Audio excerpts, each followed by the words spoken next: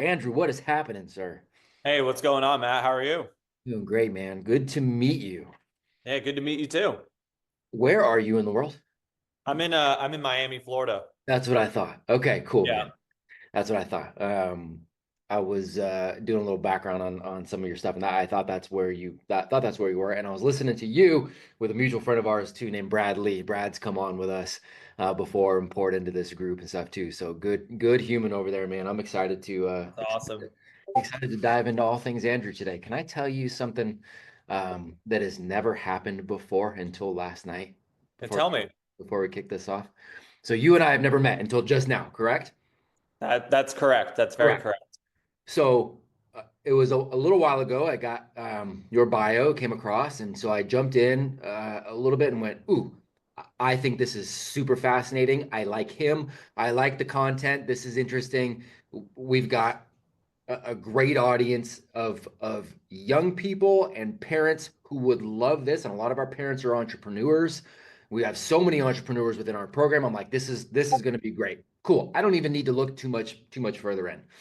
So last night, getting ready to go to bed, and as I'm taking a shower, I got a good friend who's a well-known comedian. I'm listening to some of his stuff on YouTube, and I'm in the shower, and all of a sudden, his stuff stops, and I hear an ad come on, and I'm going, wait a second, this sounds this sounds like what Andrew does. So I get out, dry off real fast, and sure enough, dude, you popped up on the screen, running an ad. I've never had that before. We've had some, wildly famous people in here. I've just never had that before. Night before, where you jumped in like that and like And proactively took the app risk. pops up. Yeah, dude. Yeah, it was cool. It was cool. It was good. So you were just proactively getting in it. That's Um, awesome. so I want to I'm fascinated with what you do and how you got into it. So we want to talk all things Andrew. So from helping so many entrepreneurs to helping young people build on top of this entrepreneurial skill set, what you do, man, is so wildly helpful to our entire audience. So I want to talk all things Andrew. I want to talk how you got into it. I really want to start with some of it, like a high level background and overview, and then get hyper specific into some of the questions if you're good with that. Yeah, totally. So can you do me a favor, man? For the high level part, let's start back at who's Andrew at 15? Who's this young Ah, guy at 15? Like, where is he? Who is he? What is he focused on? I want to get a little bit of that first.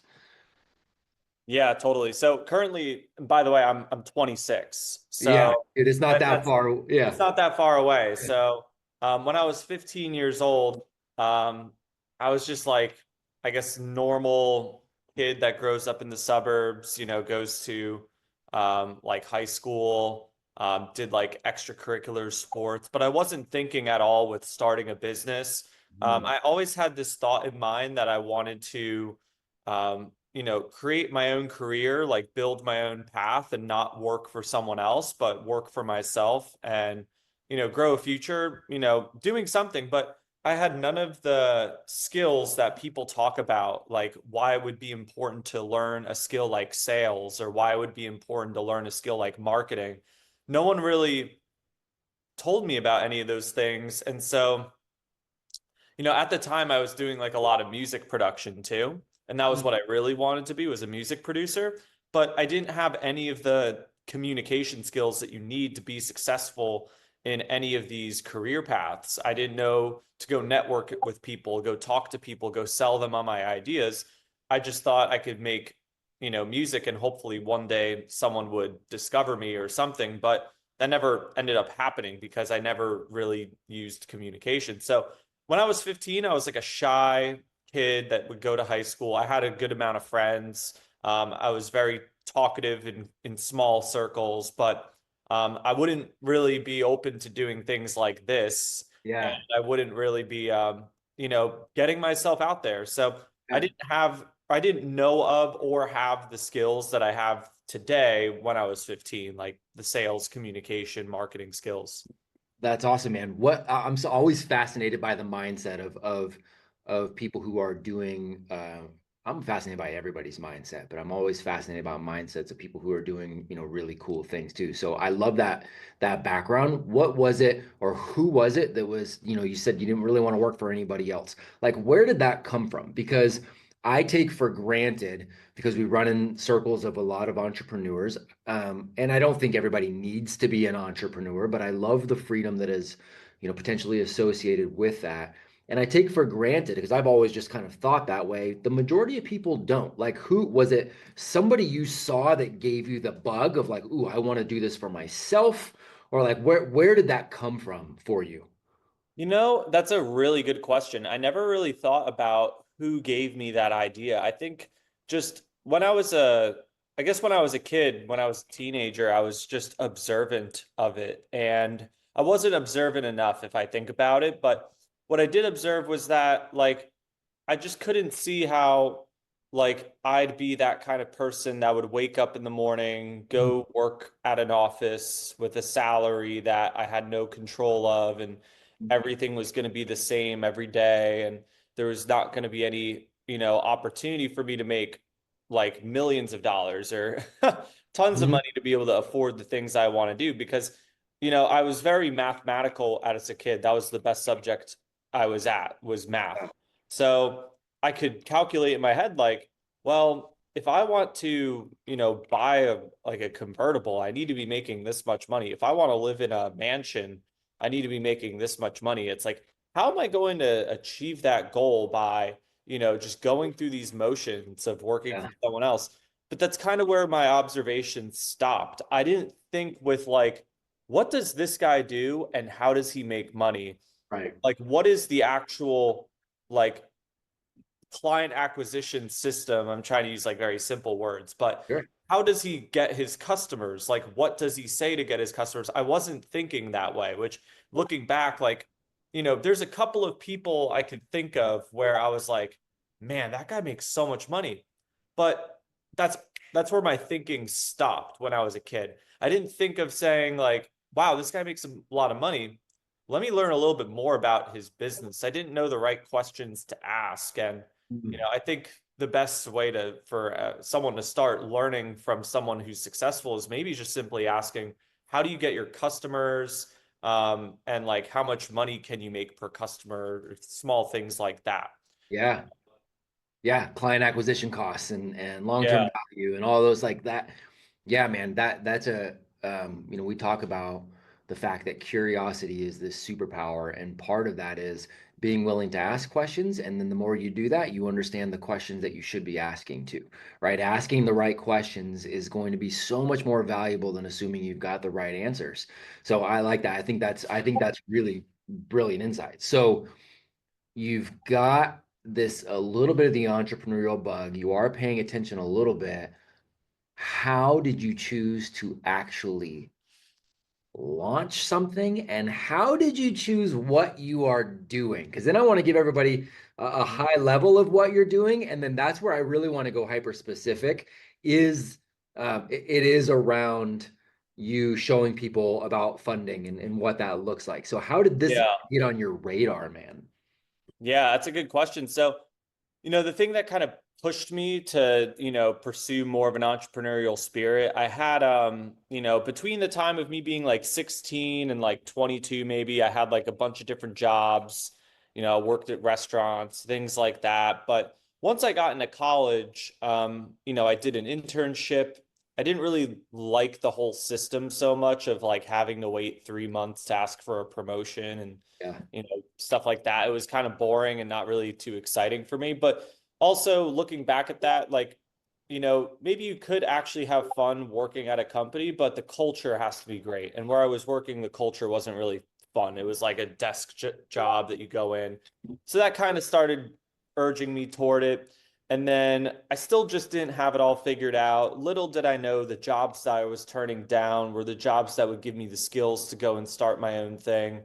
But Mm. then it was after COVID, um, I graduated college and I was working Amazon warehouse and DoorDash, and I was just making $2,000 to $3,000 a month. I was still living at my parents' house. I was 22 years old. And eventually I was just like, there's no way I could live the rest of my life this way. and just, continue to live at home and never make enough money to move out. Like this is just never going to work.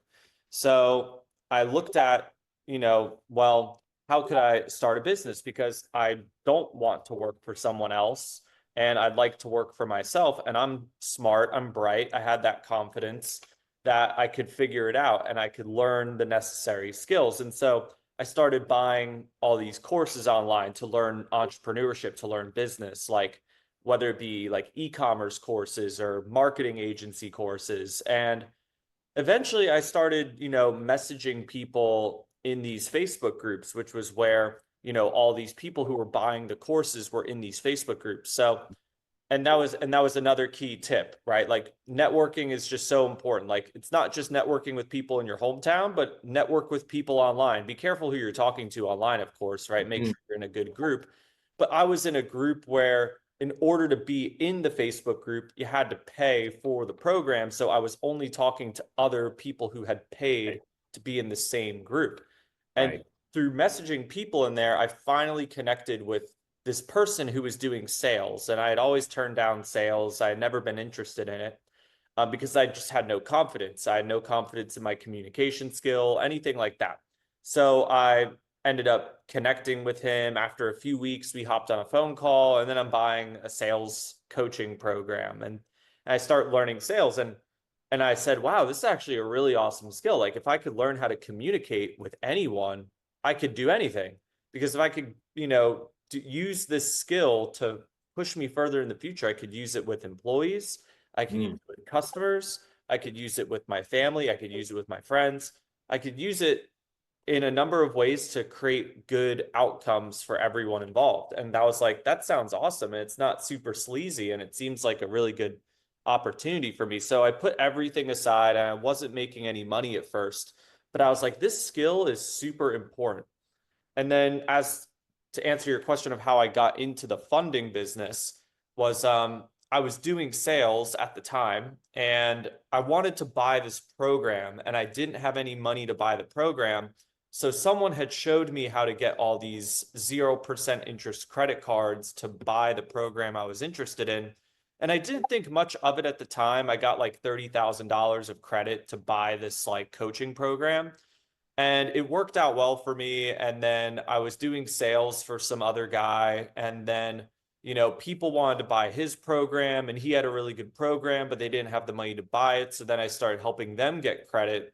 And then I became known as the guy who just helps people get 0% credit for other people. Like it was just kind of, it like landed on my lap. I didn't like, mm, try to like force like a weird business idea. Like I kind of just took what I already had skills in and what I had connections in and what people were kind of asking me for and started expanding upon that and then it became like a big thing and it was very odd, it was very strange like how it all kind of worked out that way because then I started doing the ads, the YouTube ads, and I started getting referrals and I started expanding my business. And now, 3 years have gone by since when I decided to start this business. And, I've worked with thousands of clients. We've gotten, over 9 figures of funding approved for people. And it's been like, but it was interesting how I got into it. It just kind of landed on my lap. yeah, I love that story, man. And I love it for really one, no, I guess two reasons. One, it mirrors my own in a lot of ways. But two, it mirrors a lot of the entrepreneurs that we have had come on too, right? So like the common thread was they started going after something. They didn't even know exactly what it was that they were going after. They started going after something and wanted to expand their skill set. It wasn't about, I'm going to go after this because this is the thing that right now is going to make me rich. It was, this is the thing that's going to make me better, right? Yeah. And it's going to be a byproduct of that. This is what's going to make me better. And as I get better in this lane, all of a sudden, these other opportunities become byproducts. These other relationships become byproducts because I decided to move forward and get better. Right? I tell people Yeah. I get to start schools and mentor thousands of people and talk to amazing humans every single week. Why? Because you know what? 20 some odd years ago, I was a manager for Abercrombie and Fitch. And it's like, what? That doesn't make sense, except it does when you look backwards. Right. And so I love that journey so dang much, man. So I want to give, when you're talking about securing, funding for businesses, give us a little bit of that high level, like here's essentially kind of what the business is that I have. Here's what I mean by that. Here's what we do and why we do that. And then I've got a few specific questions around this in general, because it's a fascinating topic to me. Yeah, totally. So the thing that we really do is we work one-on-one with different business owners, different entrepreneurs, and we primarily go after business credit cards that have a 0% promotional offer. Hmm. So for people who don't know what the 0% APR is that a lot of people when they think of credit cards, they think of cash back, they think of points. But one of the offers that they give for people when they open an account is they'll give you 0% interest on purchases or even balance transfers when you move over the balance of one credit card to another. And they'll give you a 0% promotional APR for the first 6, 12, 18 months of opening the card. And as Hmm. long as you make the minimum payment to that card, you don't have to pay any interest. And you do obviously have to pay the card off before the end of the intro APR offer. It's like you have Right. to pay it back in full before like the 18 months is up. Right. But it's actually one of the fastest and easiest ways I've seen people have the opportunity to get funding, which, you know, like business loans can take a long time. Line of credit, could take a long time. Like all these things like require, documentation, but Patient and collateral and a whole lot of things that go into that.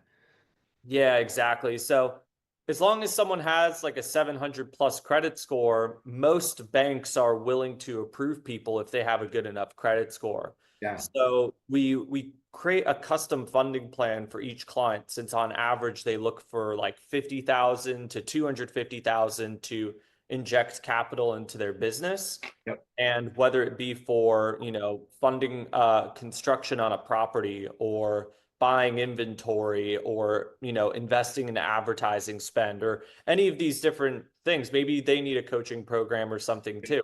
That's where the business credit comes in handy and they don't have to pay it off immediately. As long as they pay it off before the end of the intro period, they don't have to pay any interest. So how do absolutely. How do, and this is somewhat rhetorical for me, but I think this is an important question for guys that are here live with us and for people that are catching this on the audio on the podcast as this goes out. How do we, or how do you walk them through ensuring, or maybe you don't, or maybe it's just speaking to it, ensuring there's an ROI, right? And so what I mean by that is, oh, sweet, I've taken out 50 grand. I've got this capital to work with. I've got no interest for 18 months. I can pay it all back. But the reality is, you use that 50 grand and it's gone. You're hoping to get that ROI because, hey, remember, you do have to pay it back. Yeah, you So do have to pay it back. you gotta pay it back, right? So this is, and again, from an entrepreneurial standpoint, what you were saying of as far as securing business funding can be such a pain, so hard, so difficult, and this can be something that people don't think about. How do you ensure that? Or is it a conversation around that? Is it a, hey, you're pulling this funding? We've seen it be successful when that is allocated for these things in particular. Like, how do you walk them through just that mindset? Look, it's free money, but it's not free money. Yeah, exactly. Yeah. Because like, look, if you end up paying interest, it's no longer free, right? You don't have to pay the bank Right. anything to open the credit card. Like it Right. doesn't cost anything to open, but if you misuse it, then yes, you're gonna start having to pay interest on the money. So we don't get super involved in like how to go about making an ROI, like Yeah. as much as I'd like to, right? Yeah. Um, I try to keep it to just like we help you get funding, but especially when people ask, I don't want to leave them dry or I don't want to leave them hanging. Sure. The most important thing is like really responsible use of, your funding and responsible use of your money, right? And it always helps like before, taking on like a risk, like the risks that credit has to offer. It could be a lifesaver to many people, but it could also put you in a bad position if used Sure. incorrectly. You really need to have that like competence and confidence to Mm, have a lot of success, right? Like for me in my own personal responsible use, I was investing into something where, like, when I evaluated the pros and cons, I was like, okay, well, if I invest $20,000 into this thing, how long will it take for me to make that kind of money to pay back the debt? And I evaluated at the time, it would take me 6 months, right? But then I also evaluated the best case scenario. I was like, okay, well, if I do this, I should actually be able to double or triple my income and I should yeah. be able to live a better future. But it all comes with knowledge and Yeah. knowing like the right way to approach those scenarios, right? Like everyone's business and everyone's path is going to be different, right? Yep. Maybe, you have a like an online business, right? Like make sure that you're investing in someone who's really good at advertising and like can teach you advertising before you just decide to launch advertising and then evaluate, well, how would you pay that money back anyway? So I think the biggest problem I see with people who get credit and are new to it and want to just jump in all in is that they just go in there thinking that they're going to click a magic button and they're going to start making money, which it's Right. not like that. You need to be responsible and you need to, you know, have like knowledge of a particular space and know how something is going to pan out, like really run the projections and really scope out the space that you're getting into and say, well, if I put in this much, I can get this much out of it. As long as I do things like this, I can get this out of it. And Right. if you can fully see that happening for you, then, you are still going to be taking the risk, but you got to have you obviously have to go into it, with a smart, good head on your shoulders, and Um, you know, have some understanding of what that's going to be. 100%, man. Um, that makes all the sense in the world. As you came out of the corporate environment, talking about that mindset around funding, did you have an I you laid out the journey of using this and kind of helping other people learn it. Have you seen I guess a perspective shift on business on funding for yourself when you went from corporate to entrepreneurship? Like, did that jump in particular really create a big shift for you on how to use this kind of funding? Hopefully that's making yeah, sense. that is such a great question. You ask really good questions, by the way. Just So super curious, man. That's all it is. yeah, yeah, totally. That's great. So, yeah, so I didn't like to answer that question, I didn't grow up in like a family of entrepreneurs. Right. So, my dad did sort of a sales job. He was a recruiter and he had some sales experience of placing people into companies and using sales skills to do that stuff, but I never got fascinated in it until I started learning business by Mm, myself. So, and then once I realized what he did, I became very fascinated in it. I was like, that's so cool what you do. But, going from that, like, I kind of just was doing what everyone else was doing. I was restaurant jobs, delivery jobs. I had like an internship at like a Fortune 500 company that wasn't anything huge. And like, I just didn't really know what to look for, what to do. I mhm. didn't know what skills to learn. I didn't know what questions to ask. And I was not really, thinking with what I should be doing. And, my curiosity started peaking and I just started buying things online with my own money. And I started watching some videos and it started coming together. But I think one of the most important qualities I had as I was going into this stuff, because eventually I'd have to realize that like debt is not a bad thing if it's used correctly, right? Like that whole misconception that, Yeah. people think that, Reframing that.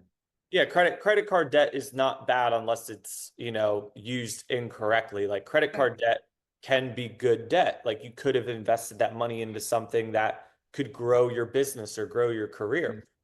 But regarding the like in the beginning, there was a really important point I wanted to say that I just kind of blanked on for a second. But oh, got it. You like don't let other people's opinions dictate your decisions. Because when I was going into this stuff by myself, um, like I didn't listen to what other people had to think. And a lot of people supported me, but then there were some people who, didn't actually like genuinely support me. Right. So some people supported me, but thought my idea was kind of crazy. Some people supported me and said, that is so smart of you to do.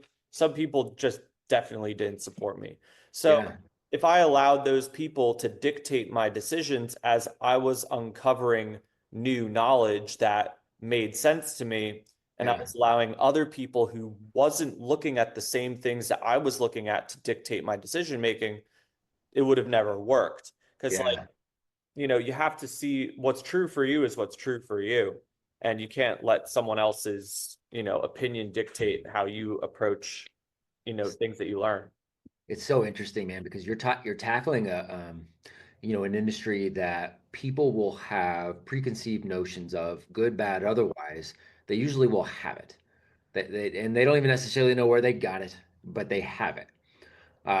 With what we do in education, there's a preconceived notion around what school is or what education is. There's a preconceived thing. So we are speaking in a similar vein where we're going, look, we actually define this a little differently. Let's dive a little deeper and see where we can maybe come to this common ground. And so then it is interesting because people do want to give you their take, their advice. How do you, and like the mindset of what you said right there, of your mindset as the entrepreneur, part of mindset isn't just like, I'm going to grind and do whatever it takes, and I'm going to go as long as I need to. Cool, cool. There's something for that. But there is also this discernment that you've got to learn uh, to create, where you know who you can listen to and who you really shouldn't, and who it's like, thank you so much. I know you're saying this because you care. Also, I can't care what you say about this at all. I may listen to you because you've got, right. Like, how do you weigh that for yourself? Like, who's allowed to speak into Andrew and who's not? Like, what are the parameters you have on that? Yeah. I think there's a couple of things that there's a couple of philosophies like I agree with that kind of help me guide me toward like the right decision, right? So I think one of the prime ones for me is like, what is the greatest good for the greatest number of groups? So Mm, consider like, in every action, like what will be the greatest good for the greatest number of groups? And that answer should be pretty simple, and you don't want to inject any opinion or bias into that answer, but mm, really look and see statistically and observationally, like what is actually the greatest good for the greatest number of groups. Additionally to that, I think it aligns with the concept of like life is a game. And there are freedoms that everyone wants in life, and the thing that blocks us from achieving those freedoms are barriers. And the thing that drives you to achieve that freedom is purpose. So, evaluating and understanding the intentionality and purpose behind someone's communication and whether or not it's constructive or destructive toward your overall goal toward freedom, you know, determines whether or not you should take that person's advice. It's a little mhm, bit of a mouthful, but I think when you think of it that way, though, when you're like, well, I want to achieve this goal and I have this purpose, and does this opinion align with that purpose? And will it actually help me overcome the barriers needed to be successful? And if it doesn't, then why would you listen to that thing? You would likely have to handle that person with like a good roads, good weather approach and be like, hey, mhm, look, I totally understand where you're coming from. However, I think that this is going to be the best path for me, and I know everything's going to be okay. And there may mhm, be some disagreements, right? Because some people are not going to be as willing to take risks as much as an entrepreneur would be, right? An entrepreneur may be willing to like empty their bank account and go negative, but someone else would be absolutely frightened by the idea of spending, $200 on some Totally. course that they found online. Totally. So interesting, man. I've got so, and gentlemen, young men and men, I want you guys anytime start putting your hands up. I'll start bringing you guys in with specific questions. Young men, this may be more of a mindset. Some of you are diving into entrepreneurship. For some of the gentlemen here, I know, some of the grown men, you guys are diving into entrepreneurship or you've been into entrepreneurship too. So any questions, any and all questions, welcome. You guys start putting your hands up. I'll start bringing you guys in. I'm always fascinated by this concept of things existing on a spectrum in a lot of ways.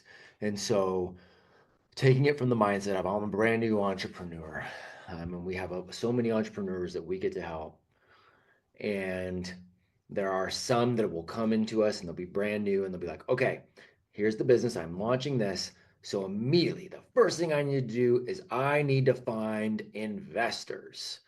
And I'm always like, really? I think the first thing you need is customers. Like, actually sell them something, right? You've got this interesting, somewhat of in between on the spectrum where it's like, look, you're not taking on an investor here that could potentially have an equity play where you're already giving up part of your business. And now your focus isn't on seed rounds. Your focus is on getting people to buy the thing that you want them to buy. And you've got this interesting in between of like, I can help you get funding so that you don't have to go to the investor route. I get you funding so that you can go get more customers because of the funding Yeah. deal, right? It's that. So what is your take on that play like within the spectrum and like the initial like I got to get investors and give up equity right away play? Yeah. I think it just comes down to like knowledge, right? I think there's appropriate times where you need to go search for an investor. It depends on, what your concept or what your company is. It just depends on what your product is. Sometimes it does make sense to go for an investor first, but for the majority of businesses and the majority of entrepreneurs, you know, like you don't actually need investors or people to come to the table with knowledge or connections, right? That's normally why, like, if you Shark Tank is just a really good example of this, Sure. right? You have a lot of people that go on Shark Tank thinking that they need an investor. And I would say definitely maybe like half of them like actually do, and then like another half of them actually don't. Like another half of them actually just need like my product. They just need a 0% business credit card because they're already doing everything right. Yeah. But the ones who, they want to get into like these like huge grocery stores, like they want to get their product into Walmart or they want to get their product onto different things. Sometimes it does make sense to cut in an investor so that way you can actually get your product out to more people. That's But a network play. yeah, right. Like I think an investor would make sense, especially if you want to, expand, right? Like there's a lot of people that I've like seen or learned from, like just a good industry example is like just the other day, there's like this info product that, is starting to expand. I don't personally use it, but the news was on Instagram for my feed.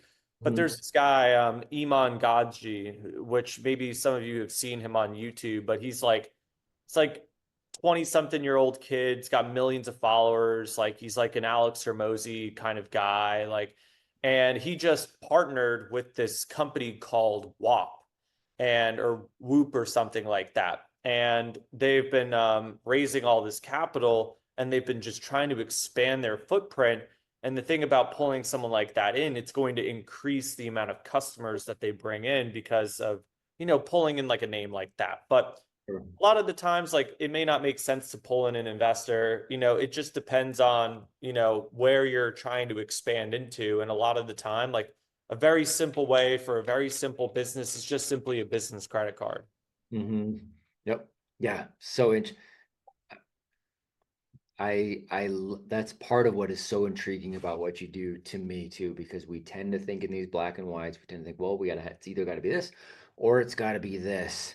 And neither of those are almost ever the full picture. And there's oftentimes it's like, okay, understand what the benefit of this is, understand what the benefit of the other extreme is, and then hey, we can play this game somewhere in the middle, maybe depending on who I am and what the product is.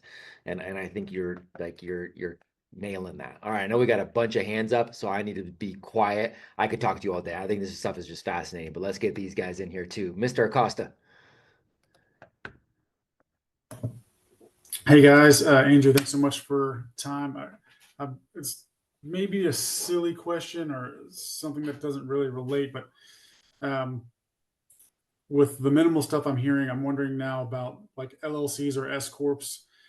Is it possible to have like a business structure, get these credit cards or a credit card to prevent personal liability and personal asset risk? Like, or is it just kind of a sole proprietor business thing that has to happen to get a 0% credit card? Or can I make an LLC, Mm. get this line of credit? LLC fails, my personal assets are protected through liquidating the business or whatever. What are your thoughts on that? Yeah, so the thing about these business credit cards, the ones that, I usually go after, and these are like with banks like Chase or American Express, banks like that, right? They're all unsecured business credit cards, right? They do ask for a personal guarantee to get the 0% credit card. Um, but since it's not like secured or anything, um, usually I talk to like tens of thousands of people, right? So I've seen some of the worst case scenarios and where they're having to settle their debt for less than the dollar, right? They may have to settle for 50, they're going to pay back 50 cents of every dollar, and they have to set up a very long-term payment plan. But I've never seen in my experience, and don't quote me on this, but I can't think of a single time where I've seen any of my clients basically like or anyone that I've talked to have to like forfeit all of their assets because of like some kind of unsecured credit card debt. Now, like I may not be able to say the same thing for anyone who's like filed a bankruptcy or something like that, but and that would probably be a better question for someone like that, but it just overall varies, right? And I think it just comes down to like responsible credit usage because the thing that the bank is going to want to give you a 0% card is a personal guarantee. So, for me, I always say like never risk more than what you're willing to lose, right? It's kind of like that casino saying, like, Hmm. you know, but it's true because, for me, like I've done like 30K at a time in debt or like more than that, right? But I always had like this plan or this strategy before I went in that deep on like, okay, in the worst case scenario, I have this option to pay this back. Hmm. Yeah. That's helpful. Thank you. Yeah, man. That Yeah. that single owner LLC, David, it can be looked at. Sometimes you got to read the fine print on some of those things because it can be like a sole prop, kind of deal. Now there are other ways, and again, this isn't I don't want to talk about hedging when you think you're going to lose, like that's not an integrous place to be of like, I'm pretty sure this isn't going to work, but hey, free money and I can screw the bank instead of screwing myself. Like we don't ever want to advocate for that, right? But there's also ways, through various trust systems where the LLC isn't owned by you in particular. And so even with that personal guarantee, there is no attachment to your personal assets, but that's a bigger legal question too on setup of the entity in general too. It's just it's a funky deal. That's good. Thank you, guys. Sure. Mr. Smith. All right. Thank you, sir, for coming on. I appreciate your time here today. I semi-recently turned 18, and so I'm looking to get my first credit card to build good credit in the future for, mortgages, stuff like that. As a first-time credit buyer, do you have any insights, any special tips, or just relatively good principles, that I should follow when looking for which bank to get a credit card through? Anything Yeah. like that? Good Yeah, question. totally. Yeah, I have some and personally I have some videos on that on my YouTube channel, but I'll save you the time and just give you like the nitty-gritty if you're interested in more details after my tip. So, I normally go for like like if I were getting credit, right?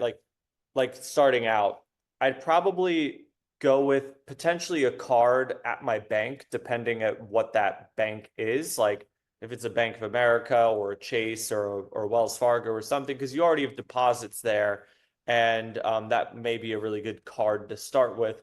But going forward after that, I normally try to go for these like a couple of banks, like Discover, the Apple Card, American Express. Um, those are all like pretty, like Discover Card is a pretty good first card. Not even the secured one, because I try to go with these banks that don't do like hard inquiries for credit limit increases. Right. So like for example, with Discover, right, they never will do a hard inquiry for a credit limit increase. Like I got one of my first cards with Discover. They gave me like well, it was the second card I ever got. I got a $12,000 limit, and I request credit limit increases all the time, and I've gotten that card up to 18,000, right? And I never have an inquiry, anything like that, but it's a good card. And same with a lot of these other cards. Go ahead, Matt. That inquiry part, can you just elaborate for these guys? So what he's meaning is your credit line is getting this increase and they're avoiding that inquiry. Can you just tell these guys what that Yeah. inquiry means? Yeah, so a credit inquiry is where like a lender will check your credit to make sure that you're qualified. And so normally when you get an inquiry on your credit report, it reduces your score by like 5 or 10 points. Yeah, so you may have like a 730 and then it goes down to like a 720, and it may take a few months or however long for your score back to go back up to what it was before. So I normally try to build a portfolio of cards where I can get like normally those cards are like Discover, Citi, Bank of America has never done a hard inquiry on a credit limit increase for me. American Express. These are all really good cards where you don't get credit inquiries when you request credit limit increases, and they're normally pretty generous about giving you those increases. So like I have a 19-year-old on my team who does sales on my team, and he just recently got like a $50,000 business credit card, but he had been building his credit since he was 18. He got I think his first card was with like Capital One or Discover or something. But then he got all of those kinds of cards too with Discover, American Express, um, all these banks like the Apple Card that don't do hard inquiries when you request a credit limit increase. So those are going to be some good cards where, you start building a little bit of payment history. You'll be able to, start getting those credit limit increases, which is really what's going to matter to start, developing a better relationship with a lot of these lenders. And I would try to get a lot of those cards early on, because it's going to be what adds like a pretty solid weight to your credit age. Because like if you get like one card today and then one card in a year and then one card in another year and then another card in another year, if you were able to get like those 4 cards in the first few months and then 4 years goes by, your average age of history is going to be higher.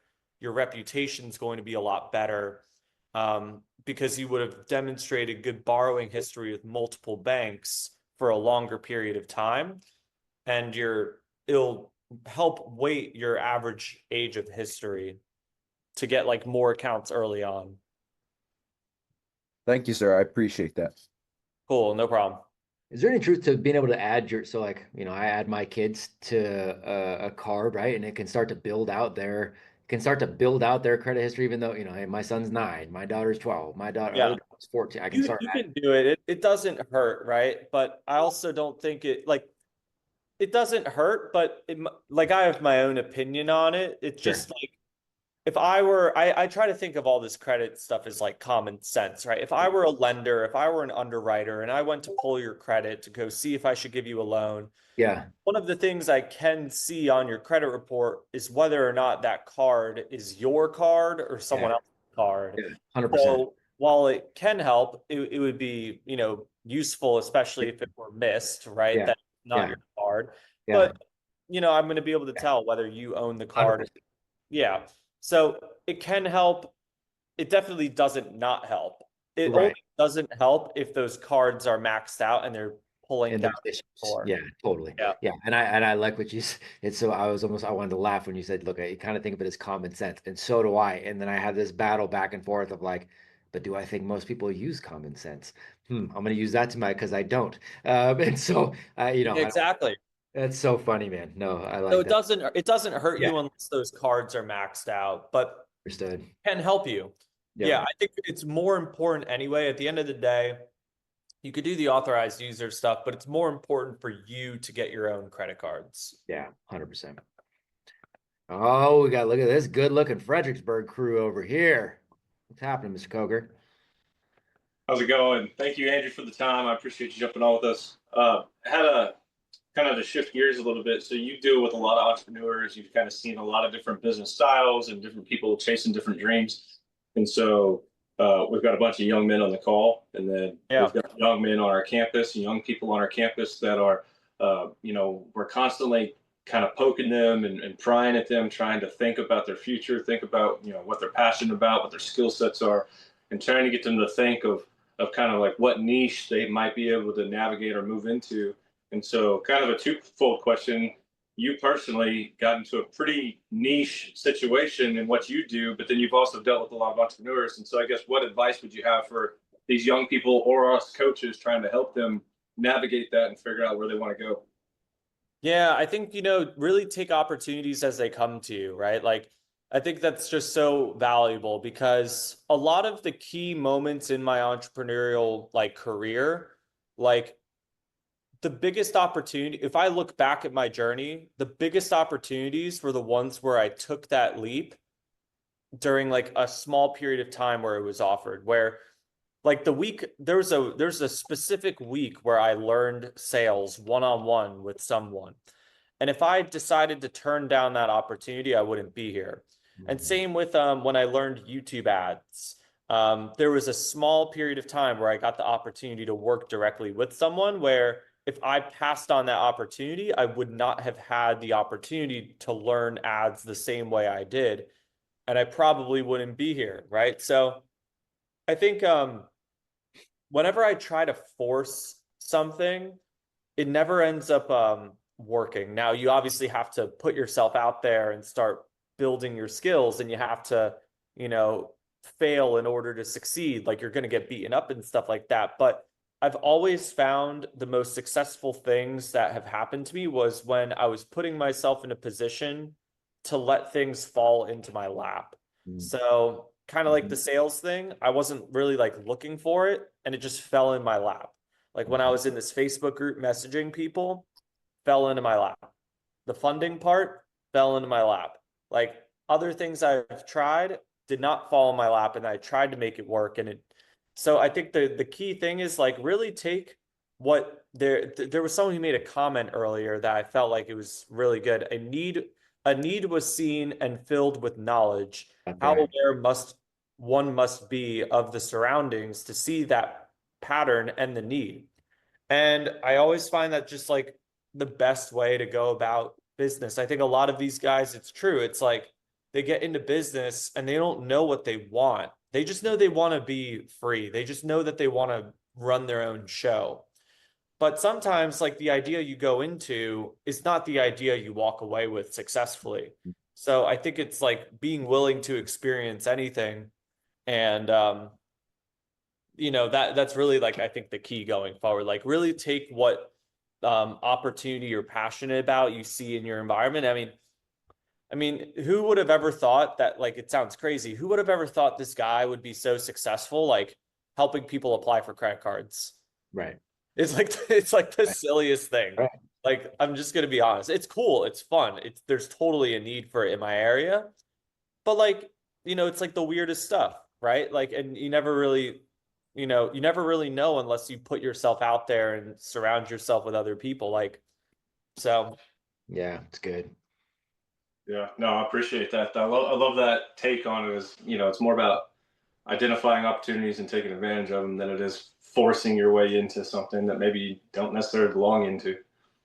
yeah, totally. It sounds so weird, but like every time I've tried forcing something, for some reason it never worked. Maybe I'm just making a bad intention about it, but for some reason, it's like the things that fall in my lap were like meant to be, and it was like a much easier runway, and I was able to make more than I ever thought I could make doing those things. Like it just so oddly happened. So I'm Mm. just, at this point, I just take things one step at a time. I put myself out there. If an opportunity comes, great. If it doesn't, all right, well, I'm just going to continue focusing on what was like meant to be. Good stuff. Good stuff, Fredericksburg crew. Ben, looking good with the Captain. I'm pretty sure that's Captain America. I'm not a. If I said it wrong, then I publicly apologize. I think I got the right guy though. So, thank you for your time, sir. What do you think about like Bitcoin? Is it a good investment? Is it dangerous? Hmm. Yeah, it's a good question. I don't have like a lot of research to actually give you like a firm answer, but just from like observation of it, I mean, you see there's like a lot of people adopting it.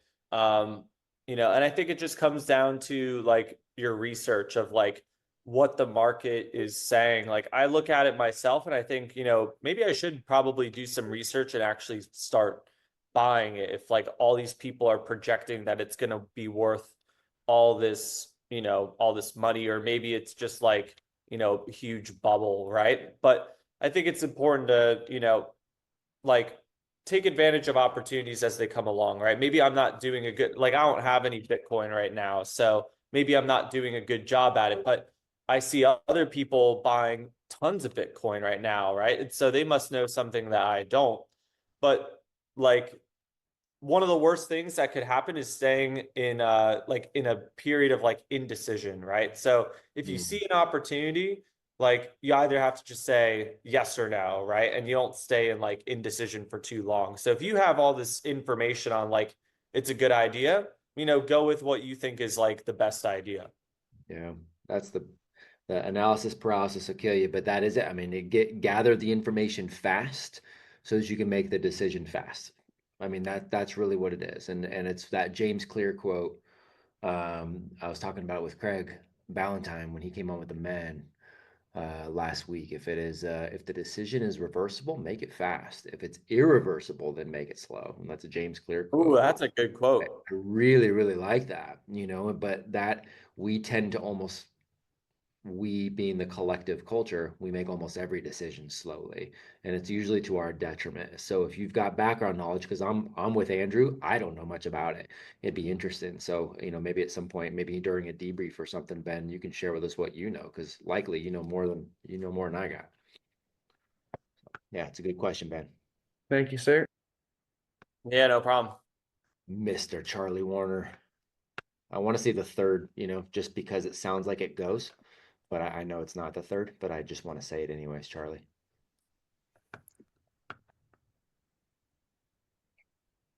Thank you, Mr. Imbesi, for coming on the call today and giving us your time. I really appreciate it. And so to give you some background, uh, not too long ago, I started my own lawn mowing business, and it's just around the neighborhood. And just during the slow season, I earned almost 3 grand. And Nice. so it's been going really quickly. And so my question for you is, how can I make money work for me? Ooh, how can you make money? So like make it. Oh man, you think it's so funny. I was with my grandpa last week and he said the same thing about me was I would always think about that when I Awesome. was your age. So yeah, so what I would do, right? So one of the key components to like growing a business and making money work for you is that you should start learning about what an org board is, like an org chart. Mm-hmm. So, like, right, like there are divisions and you've probably heard there are divisions and departments in different companies, right? So, on my org board, there's an executive division which consists of like legal, like the source of information, all these different, executive functions, right? After that is like a personnel and HR division, which, handles in recruiting people, hiring people, handling their ethics, handling their statistics, all these things. And it goes all the way through, right? And there's sales and marketing, there's treasury, there's the actual delivery and the fulfillment. If you master this, you'll make money work for you. this is like the key thing to master, like understanding how this works and how you need to make it work for yourself. So the second division is the sales and marketing. The third division is like the treasury, where you're keeping track of all the income, all the disbursements, the assets and reserves. The fourth division would be in my company is delivery, which is like actually doing the job. Our fifth division is in charge of quality control for like clients and employees. And then our division 6 is public relations, which is getting successes out to the public, making relationships with other places. Right. So the thing in which I did to start making money work for me was I really put in this org board, and I, documented all my successful actions of how I delivered, of how I got customers, of how I did all these things. And then I started promoting more and more and more, and then started hiring people in the places and where I needed people to do the work for me. So like in the delivery component, like I would hire someone to mow the lawns for me, right? Like if I were in your shoes, this is what I would do. I would hire someone to do all the promotion and all the sales for you, or maybe you would do all the promotion and sales yourself. But you would start promoting more around your town, handing out business cards, handing out all these things, and then, hiring people to mow the lawns for you. Everyone pays you, and then you pay all your employees. And now everyone's mowing the lawn for you, but you are in charge of the whole promotional piece, and you would start hiring out the entire org board. But that would be how to like legitimately get money to work for you. That's right. That's right. And the key to that too, what's beautiful, what Mr. Imbesi just said there, Charlie, is that's how you get money working for you, and it's also how you have more time in the day. People are like, well, there's not enough time in the day, right? Hey, everybody's got the same amount. Charlie Warner does not have more time or less time than Elon Musk. It's the same amount. Why does it seem like Elon's got more? Part of what part of that is what he just said right there, too, right? So double dip on that, man. It's a good question, Charlie. Thank you, sir. Yeah, no problem. Beautiful. We've got a couple. I want to be respectful of time too, because I know we're right about at the hour, but I know we got a couple more hands up. Are you okay for a few Yeah, more that's fine. That's totally cool with Okay. me. So, gents, we don't want to, like, Mr. Bryson's got that hand up. We'll make that the last one right there so that we can honor time. We'll go into our debrief and want to make sure we do right by our guests too. So, Mr. Jeremiah. Hey, thank you, sir, and Mr. Imbesi, thanks for talking to us today. I'd like to, come at it at a different angle. And one, I'm also in Miami, so it's cool to see another Miami guy out there. Oh, nice. Yeah, so I'm in the Navy and about to wrap up that career, and it's really exciting to look forward and say, hey, what's next out there? So, in general, my question is coming from the other side of that. Hey, would your advice change, or do you have different advice for someone who is doing that later in life, right? So, I'm 42, I got a wife, I got 2 kids, I got a house and bills, and stepping off of an entire career field. And I know that I can get a job with the government or in the DoD or use my clearance or warfare skill sets, but I don't want to work for the government, right? Like the idea of entrepreneurship or working for yourself and taking that step in that direction is fascinating. It's exciting. It's also overwhelming. So of all the things you talk about, certainly if I were a younger man, I'd have a little more recreational freedom, so to speak, to fail. That's not Sure. exactly the case right now. So, just my question to you is, would your advice change, or how would you advise somebody who's coming at this, midlife? Yeah.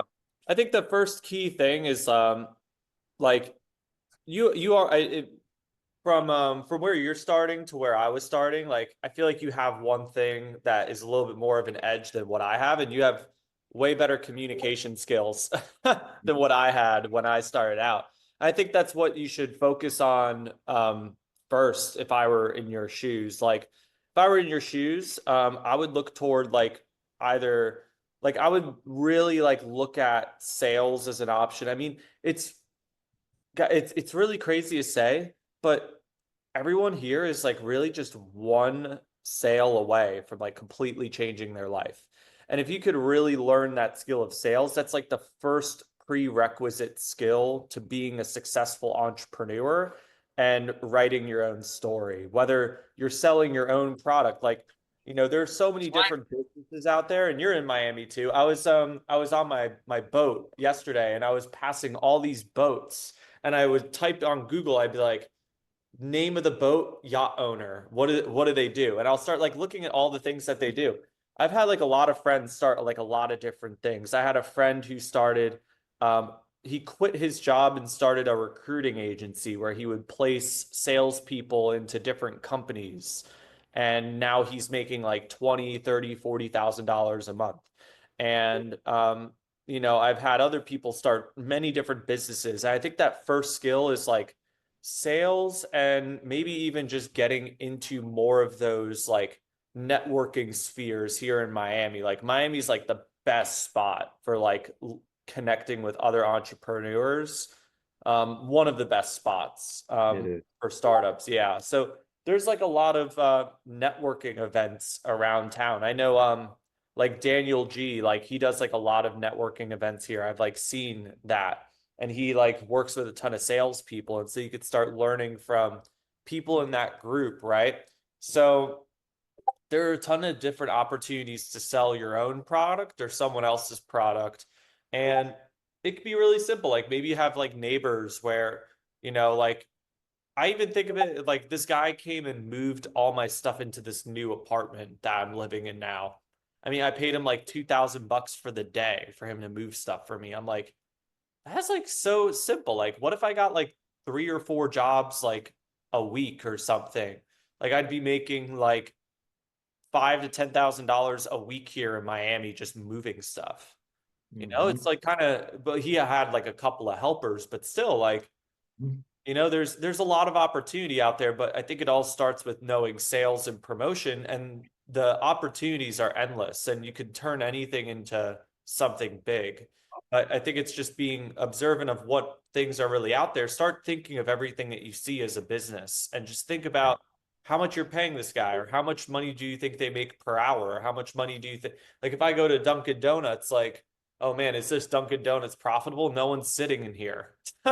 No one sits in here. Like, are they making $100 an hour? Oh man, I wonder how much the rent is. Let me go to LoopNet and see how much the rent is of this place. And I'll just start like deconstructing all of that stuff. And, I would start thinking of it that way, but understand like the key skills to growing a business is like a strong product, promoting it, and, finding customers. Like is like kind of the startup of a successful business.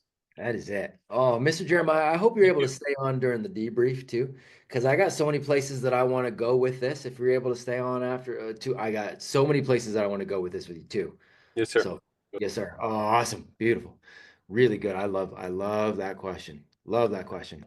All right, Mr. Bryson, you got the last external one, sir.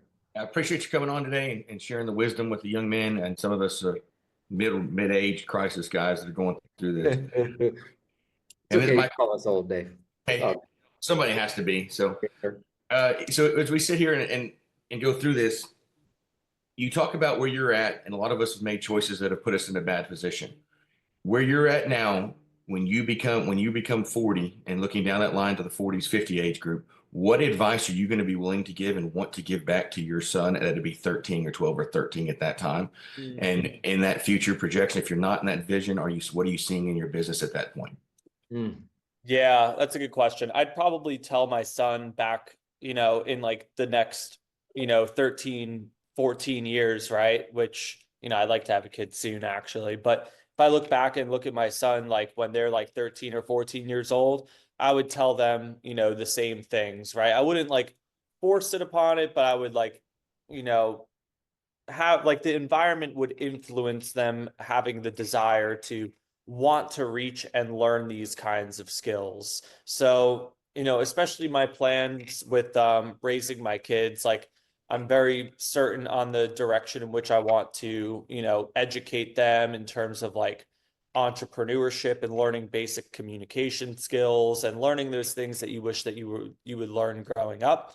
But the things I'd really, give them suggestions on is to communicate, put yourself out there, and, don't be shy, I think are like the key tips that, I want to, give them, as well as help them think with like, that business, entrepreneurial mindset, thinking in terms of like deconstructing businesses. A lot of the things I said in here are the things I'd, likely tell them. Yeah, thanks a lot. Appreciate your time, and congratulations on your success. Thank you. Man, so much fun. So much fun. And so what we do on Fridays too is I'll take these guys through a debrief after this for a little while, and we'll go down all kinds of rabbit holes, see what kind of stuff we pulled out of there and what kind of things we're going to apply. Absolutely so much fun, man. I'm so glad we got to do this. Also, obviously, this is going to go out to our audience, who's going to hear it, via the podcast, and we'll get this out in the next week or so, and do all the clips and all that kind of stuff. So we want to make sure we do right by you. Where does everybody find you and your business? And then the most important question for us is the final two. Where does everybody find you and what you got going on? And then two, how does Apogee continue to support Andrew? Yeah, I appreciate that. Yeah, so I'll drop some links in the chat. We're doing like a small couple of tweaks to my website, but you could go to andrewimbesi.com. My company, I'll drop the name in the chat as well. But if you type in my name, I start, not many people have my name. So that's a benefit of coming first, huh? Yeah, it is the benefit of coming yours. first. So you can search my name on Google. I have Instagram, YouTube. It's all under my first and last name, Andrew Imbesi. So, and yeah, I'd love to connect with you guys. Very much so. I got a funny story for you guys later. Remind me too. I got there's only one other guy in the country that's got my name, and it's very interesting. We definitely have different ways of living. Oh, wow. Yeah, I'll have to share a story around that at some point. But Andrew, man, what you're doing is phenomenal. But you getting out there and the way you're helping people and the way you're serving, the way you're showing up, that is it's the Apogee style through and through, man. So I'm really, really glad we got to make this connection. I'm thankful for you spending some time here with us too, and I'm excited to get your message out there, man, and keep pouring into you and your success in any way that we can. Yeah, absolutely. Thank you for having me, and thank you guys for showing up today. It's awesome. It's awesome, guys. Give a big thank you. Thank you, sir. Thank you, sir. Thank you, sir. Thank you. Thanks, Andrew. Thank you, sir. We'll take these guys through a debrief. I'll reach out here in a little bit, Andrew. All right, sounds great. Thank you for having me, guys.